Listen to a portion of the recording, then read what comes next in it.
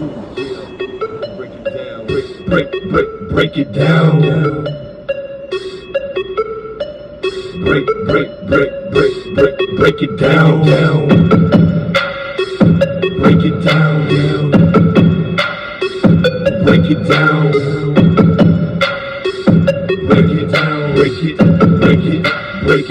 Break it down. If this is real life, this ain't no video game. You want a piece of the pie, you gotta work for that thing. If this is real life, this ain't no video game. You want a piece of the pie, you gotta work for that thing. ATL.GA.FAITHFUL, my people. I'm D. Douglas Carter, back on the scene doing my thing, and I just want to say I appreciate you and the work that you do. Real quick, let me touch on the Atlanta Falcons versus the Tennessee Titans. Not too happy about what I saw. I popped up in the comments on Big Low and Uncle Steve's live. He said, I wasn't really happy. A couple bright spots. James Pierce Jr., of course. Natron Brooks. Nathan Carter and Chris Blair. Excuse me. Was the players that stood out. Now, Uncle Steve said, yeah, James Pierce Jr., helped cause that interception, so don't get too high on Natron Brooks, because he has had a couple plays here and there where he didn't look so good either. And I agree with Uncle Steve on that. But to Natron Brooks' credit, he made a good read, and he really jumped that route really nice and made a nice athletic play.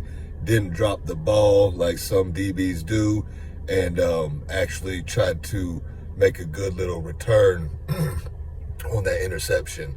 And we know he's going to bring the effort and try to hit, just like DeMarco Helms. Shout out to DeMarco Helms, and shout out to Mike Hughes.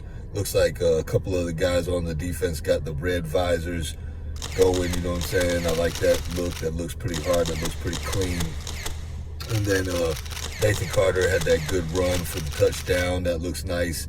And with Carlos Washington being, banged up or whatever, I think Nathan Carter might take that spot. Me personally, I'd rather have Chris Blair as the wide receiver make the squad over Casey Washington. I think it's really between those two to take that last wide receiver slot. We'll see how that goes. The other one probably be on the practice squad. Our offensive line, our second unit and third unit or whatever offensive line, if it's not the starters, it doesn't look good. It doesn't look good. The rookie Jack Nelson's not looking that great. Parker's not looking that great. Elijah Wilkinson, he's getting a bunch of penalties on him. I think Kyle Hinton is doing okay, but behind Caleb McGarry, and it doesn't look very good. And then, Jovan Gwynn, backup center, looks like he's okay, but still shaky there. And then I'm trying to think of we know Storm Norton, he's good, but he's a little banged up right now. There's maybe Joshua Gray's trying to make the team. And I'm just trying to think. Elijah Wilkinson, Kyle Hinton, Jovan Gwynn, Jack Nelson, and Parker. Like, it just doesn't give me a lot of confidence in our second unit. If something happens to our first unit, it's kind of shaky.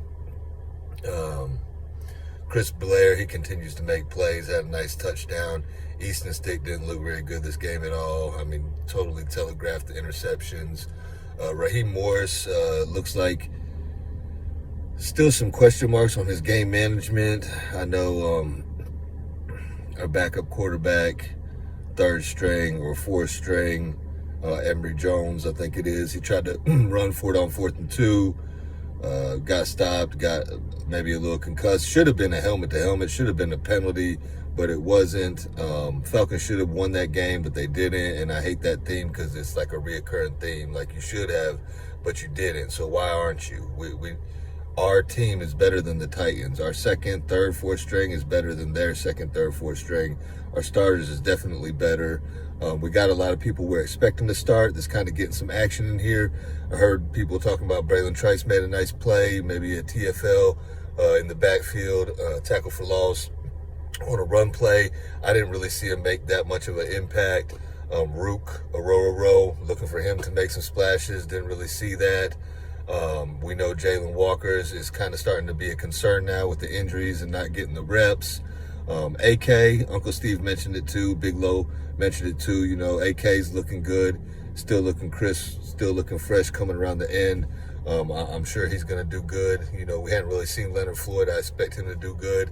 But yeah, James Pierce Jr., he looks the part. He's been pressuring, you know what I'm saying? And then, you know, I also thought Taquan Graham, I didn't really see that much action in the game, but it seems like he's kind of stepping up and having a good camp. So I expect him to be there. Kentavious Street's been a little quiet. Laquel London, looking all right. Interested to see. We only got so many spots on the roster. Not all these guys are going to make it. Obviously, you know, I'm looking at the roster right now and seeing who I think is going to make it, who's going to be on the practice squad.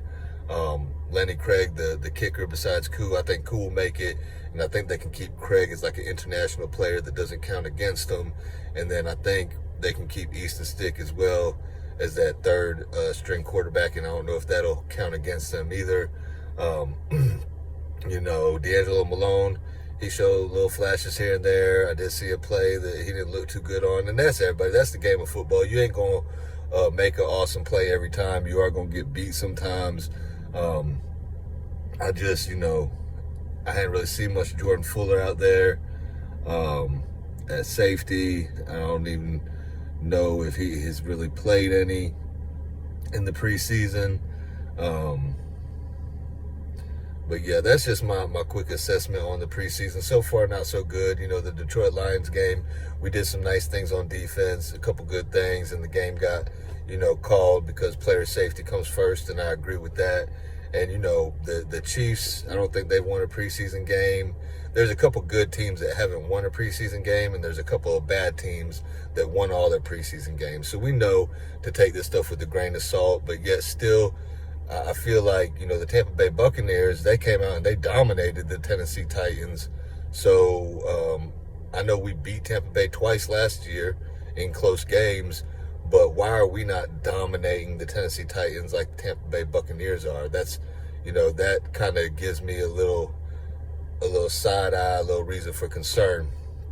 Anyway, I just wanted to holler at y'all, let y'all know I'm still here. I'm going to be bringing content. I got a lot more stuff coming, and I'm going to end this video like I end all my videos. Thank God works, and I hope you have a blessed rest of your day or night. One.